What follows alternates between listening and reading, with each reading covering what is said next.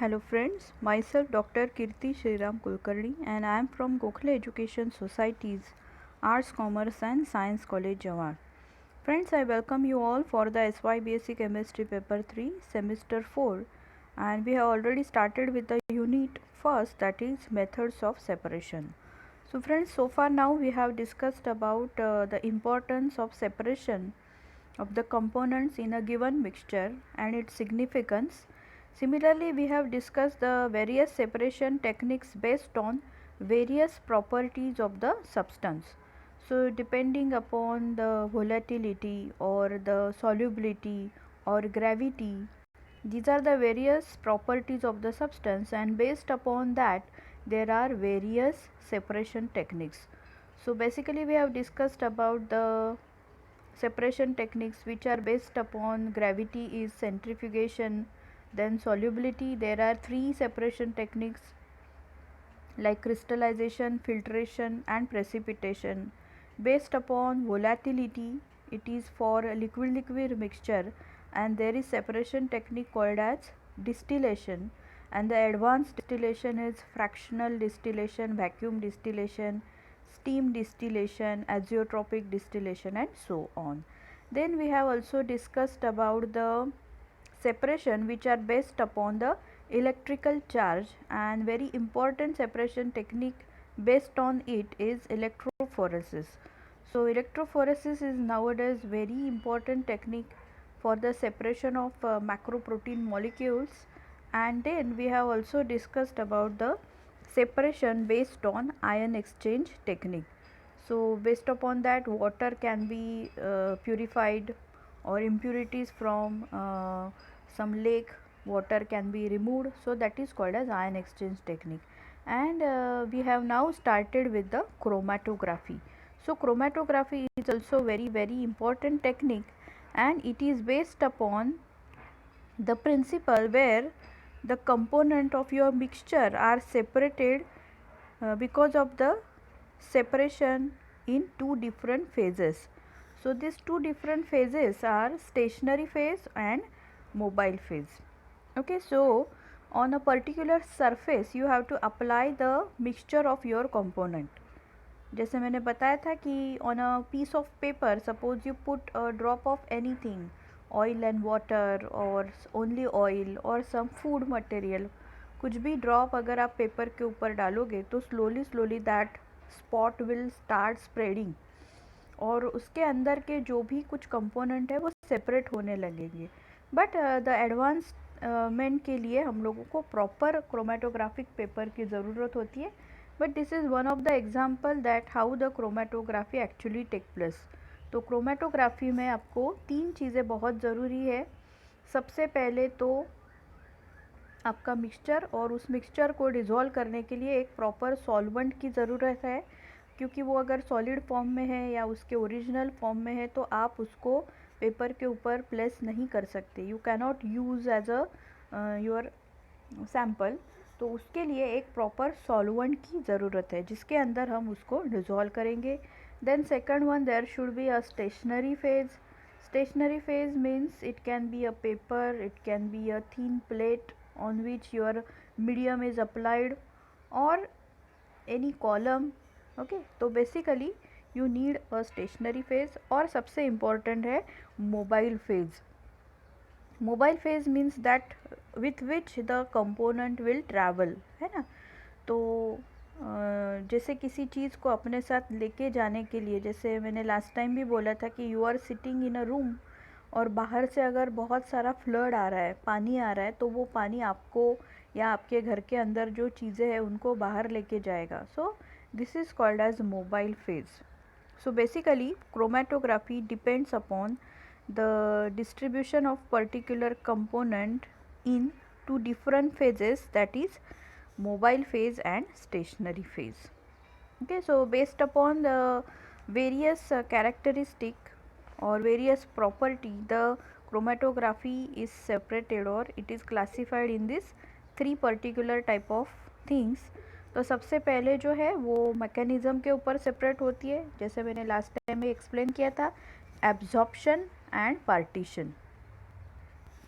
अगर आपका solid liquid है तो वो एड्जॉर्प्शन क्रोमेटोग्राफी कहलाएगा, और अगर आपका दोनों जो है stationary and mobile phase, if both are liquid then it is called as partition chromatography.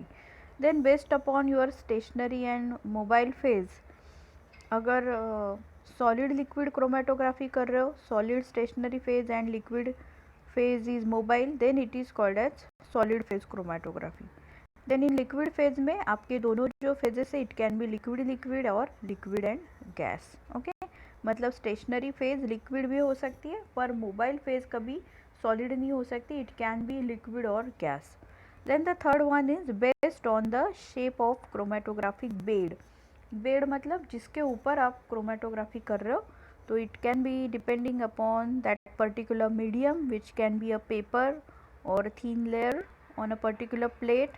Then depending upon column, it can be packed column chromatography और open tubular chromatography. So जब हम लोग diagrams देखेंगे तो हम लोगों को easily पता चलेगा.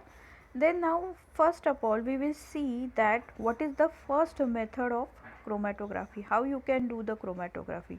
तो जो first technique है उसे हम लोग कहेंगे paper chromatography. And what is the basic principle involved is that a material or anything, again it will separate itself into two different phases, that is mobile and stationary phase. Okay, तो यहाँ पे the principle involved can be partition chromatography or the adsorption chromatography, दोनों भी involved हो सकते हैं. So in case of adsorption chromatography between solid and liquid phases, wherein the solid surface of the paper, obviously ये paper chromatography है, तो आपको क्या करना होगा, कोई भी पेपर लेके उसके ऊपर आपको क्रोमेटोग्राफी करना है, उसके ऊपर आपको सैंपल का स्पॉट देना है. तो यहाँ पे आपका जो पेपर है, it can act as a stationary phase, the solid surface of paper act as stationary phase, and the solvent you are using to run chromatography is called as mobile phase. So obviously it will be a liquid phase. Then ये जब हम करेंगे chromatography, तो उसके लिए हम लोगों को किस किस चीज़ की ज़रूरत पड़ेगी. तो सबसे ज़्यादा इम्पॉर्टेंट है यहाँ पे paper. So we need the paper as well as we need a particular solvent, और फिर हम लोग अपना जो कंपोनेंट है उसका एक स्पॉट हम इस पेपर पे लगा देंगे, and depending upon your solvent slowly that spot will get separated. So this is the basic technique at which you have to do the chromatography. तो हम लोग ये डायग्राम देखेंगे. So depending upon this diagram, slowly I will explain you what is this ascending type of chromatography. तो आप पहले ये picture सिर्फ देख लो कि यहाँ पे नीचे सॉल्वेंट है, जिस सॉल्वेंट के वजह से हमारे जो स्पॉट्स है, आप लोग वहाँ पे स्पॉट्स देख सकते हो. बेसिकली जो सबसे नीचे है रेड कलर के spots, that is your sample, right. और ऊपर ऊपर वो बिकॉज ऑफ सॉल्वेंट वो ट्रैवल होके सेपरेट हुए हैं. Okay, so sample is only red colour spot. तो ये जो पूरी असेंबली है, इसके लिए हमें किस किस चीज़ की ज़रूरत पड़ती है, so that we will see now. तो प्रिंसिपल तो हम लोगों ने देख लिया. So very important thing is that here we required a proper quality of paper. Okay, so in proper kind of paper chromatography, it requires very small quantity of sample. ये जो हमारी पेपर क्रोमेटोग्राफी है, ये बहुत important क्यों है, because you required your sample in very small amount. तो ऐसा नहीं है कि आपके पास बहुत सारा सैम्पल होना चाहिए, है ना, but very small quantity is also sufficient. And though the quantity of sample is very small, you get proper resolution of that particular sample. तो उस sample के अंदर आपके जितने भी सारे component है वो easily separate हो जाते हैं. That's why paper chromatography is very important. फिर किसी भी तरीके से हम लोगों को TDS ट्रीटमेंट नहीं देनी पड़ती. सैम्पल को हीट करना या फिर इलेक्ट्रिक चार्ज अप्लाई करना या फिर उसके साथ बहुत सारी अदर चीज़ें करना, ऐसी कोई भी TDS प्रोसीजर हम लोगों को नहीं करनी पड़ती. We have to just dissolve the sample in our solvent. एक अच्छा सा एक सूटेबल सॉल्वेंट लेके उसके अंदर हम लोगों को उसे डिज़ोल्व कर देना है। तो ये सॉल्वेंट जो हम लोग लेने वाले हैं उसकी भी क्या प्रॉपर्टी है that we will see. So this type of chromatography depends upon either adsorption or partition, दोनों फिनोमेना यहाँ पे हो सकते हैं। फिर हम लोग देखेंगे कि how the paper for chromatographic technique is chosen. हमारा पेपर कैसा होना चाहिए, क्या प्रॉपर्टी होनी चाहिए उसके अंदर। Okay, so because of this particular type of technique the paper which we use it is made up of fibre. Okay, तो ऑब्वियसली पेपर है तो वो फाइबर से बना होता है। फाइबर मतलब जिस चीज़ को हम ऐसे ही फाइबर बोलते हैं वो नहीं, फाइबर मतलब धागे, है ना। तो पेपर धागों से बना होता है। And the surface has numerous holes through which liquid particle can pass while larger solid particle of the component cannot. So the filter paper has the function of a filter. मतलब basically यहाँ क्या होता है कि आपका जो paper है, paper chromatography के लिए जो हम लोग यूज़ करते हैं वो धागों से बना होता है ना। मतलब it is kind of a filter only, छलनी जैसे होती है, उसमें छोटे छोटे होल्स होते हैं ना, हमें दिखाई नहीं देते बट दे आर देयर। तो ये जो छोटे छोटे होल्स है उसके अंदर से आपका जो सॉल्वेंट है वो इजीली पास हो जाता है, लेकिन आपका जो कंपोनेंट है वो ज़्यादा इजीली ट्रैवल नहीं हो पाता क्योंकि उसके पार्टिकल थोड़े बड़े हैं। ये तो हम लोगों को पता है कि अगर छलनी के जो होल्स है वो छोटे हैं तो उसमें से कोई भी पतली चीज़ जो फाइन पार्टिकल्स है वही पास हो सकते हैं, लेकिन जो मोटे पार्टिकल है they cannot pass through that. So same technique और same principle is applied over here. और जो सॉल्वेंट है वो इजीली जा सकता है, इसीलिए this property allow the mixing of liquid and solid substance to get separated. तो इस वजह से आपके जो सॉल्वेंट में कंपोनेंट मिक्स होने वाला है या फिर डिज़ोल्व होने वाला है उसके ऊपर ये पेपर उसको सेपरेट करता है। So this is very simple principle where your paper will act as a stationary phase. क्योंकि आपका जो पेपर है उसके होल छोटे होने के वजह से वो उस कंपोनेंट को इजीली ट्रैवल नहीं होने देंगे, वो अपने पास पेपर के ऊपर ही उसको पकड़ के रखेंगे जहाँ आपने उसको स्पॉट किया है। लेकिन जो सॉल्वेंट आ रहा है नीचे से या ऊपर से, जो भी मोबाइल फेज है वो चाहता है कि वो उस कंपोनेंट को अपने साथ ले जाए, है ना। तो पेपर उसको पकड़ के रखता है और सॉल्वेंट उसको ले जाना चाहता है। सो because of this type of stretching we can say that component of mixture are separated. Okay, तो हम लोगों को ये पेपर कैसा सिलेक्ट करना है। So it should be of a pure quality. Okay, then it should have proper conditions like its porosity, its thickness and the arrangement of cellulose fibers are properly checked and same thing is applied for batch to batch. मतलब अच्छे से study करके उसकी porosity कितनी है, paper की thickness कितनी है, ये प्रॉपरली चेक करके फिर हम उसको यूज़ करते हैं। So after study it is proved that Whatman filter paper number 1 is quite satisfactory for such kind of techniques. Okay, so most of the separations are possible on Whatman filter paper number 1. So special paper are also sometimes used, and for ion exchange resins also sometime we can use as stationary phase. Okay, so this way the choice of filter paper or the chromatographic paper is made very properly. फिर दूसरी चीज़ जो है that is choice of solvent for paper chromatography. सिर्फ अच्छा chromatographic paper होने से काम नहीं होगा, तो हम लोगों को क्या चाहिए, we need proper chromatographic solvent also. So the commonly employed solvent are the polar solvent, but the choice depends on the nature of the substance to be separated. तो ये तो बहुत कॉमन सी चीज़ है कि अगर आपका जो कंपोनेंट है वो पोलर है, मतलब क्या, उसमें पॉजिटिव और नेगेटिव चार्ज है अच्छे से, then your solvent should also have that properties. Okay, तो सॉल्वेंट भी पोलर होना चाहिए। लेकिन अगर आपके मिक्सचर में नॉन पोलर कंपोनेंट्स है तो उसी हिसाब से आपको अपना सॉल्वेंट चूज करना है. Okay, so if pure solvents do not give satisfactory separation, a mixture of solvents of suitable polarity may be applied.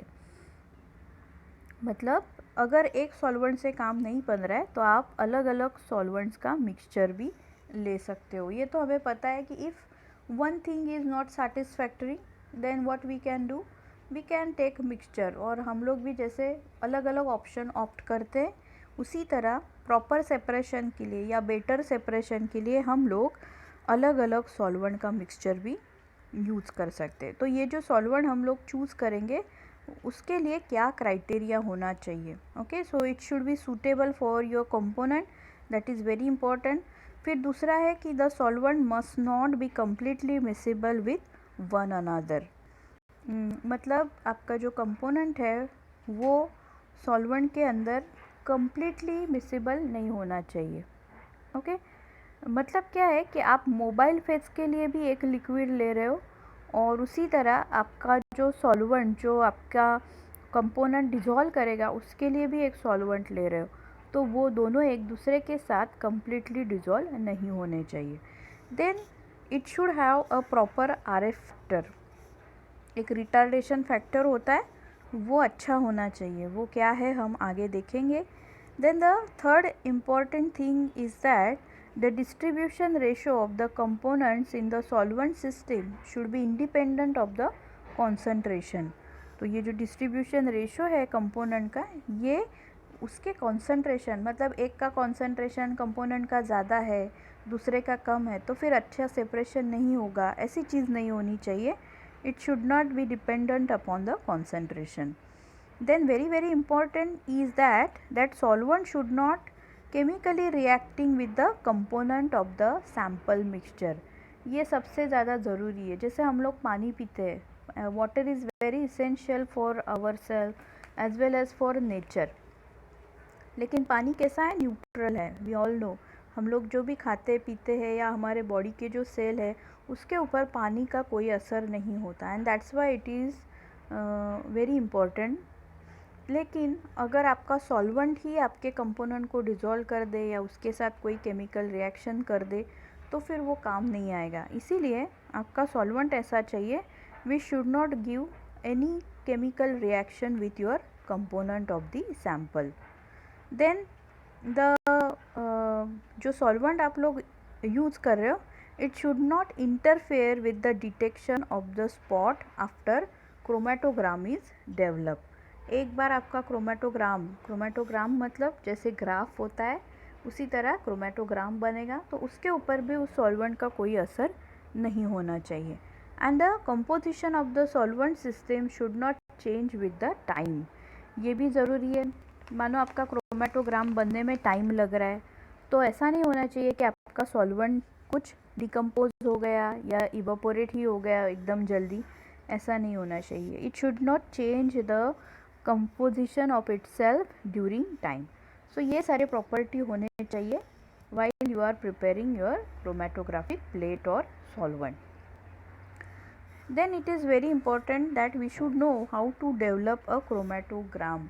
Chromatogram मतलब ये जो प्लेट है और इसके अंदर जो पेपर दिख रहा है तो एक बार सारे कंपोनेंट सेपरेट हो गए तो उसके बाद जो बनता है उसे हम लोग कहते हैं क्रोमेटोग्राम. मतलब ये पेपर आफ्टर द सेपरेशन. तो ये क्रोमेटोग्राम बनाने के लिए क्या करना चाहिए? Very important. A paper chromatogram is developed in very proper manner. उसके लिए हम लोगों को एक पेपर लेना है which should be near about 10 to 15 centimetre in length and 3 to 4 centimetre in breadth. मतलब उसकी जो साइज़ है वो प्रॉपर होनी चाहिए. 15 सेंटीमीटर वर्सेस 3 सेंटीमीटर इस तरीके से. And a small line or a proper line is drawn at one end of this paper. ये जो पेपर हम लोग लेंगे जैसे आप लोग यहाँ पे देख सकते हो है ना, एक पेपर लिया हुआ है और उसके नीचे हम लोगों को एक लाइन ड्रॉ करनी है. एकदम एक्सट्रीम नीचे नहीं, पेपर का जो एंड है उससे थोड़ा सा ऊपर, और उस लाइन को हम लोग कहेंगे start line. Okay, so this line is called as start line और ये जो लाइन है वो क्यों इम्पोर्टेंट है? Because on this line we will put our sample. तो a small quantity of sample solution in water or a suitable solvent is taken, and then this spot of this particular mixture is put on the start line. तो ये जो mixture जो हमारा होगा sample का, जिसको हमने प्रॉपर सॉल्वेंट में डिज़ोल्व किया है, उसको हम इस स्टार्ट लाइन पे रख देंगे. That is called as spotting. तो स्पॉटिंग बॉटनी या जूलॉजी के लोगों को अलग लगता है. स्पॉटिंग मतलब स्लाइड को देखना, है ना, जनरली हम उसी को कहते हैं, लेकिन ये ऐसा नहीं है. आपको स्टार्ट लाइन के ऊपर हम लोगों ने जो पेंसिल से बनाई है उसके ऊपर आपको अपना सैम्पल रख देना है. Okay. The paper strip is then hung into a tall jar, and in this jar you have to keep a mobile phase. तो आप लोग यहाँ पे भी देख सकते हो कि एक बड़ा सा जार लिया हुआ है, एक कंटेनर है ग्लास का, और उस कंटेनर के अंदर हम लोग क्या लेने वाले हैं? सॉल्वेंट. ओके. और इस सॉल्वेंट के अंदर आपको पेपर रखना है. पहले ही ये पेपर ऐसा नहीं दिखेगा, ये आफ्टर सेपरेशन ऐसा दिख रहा है.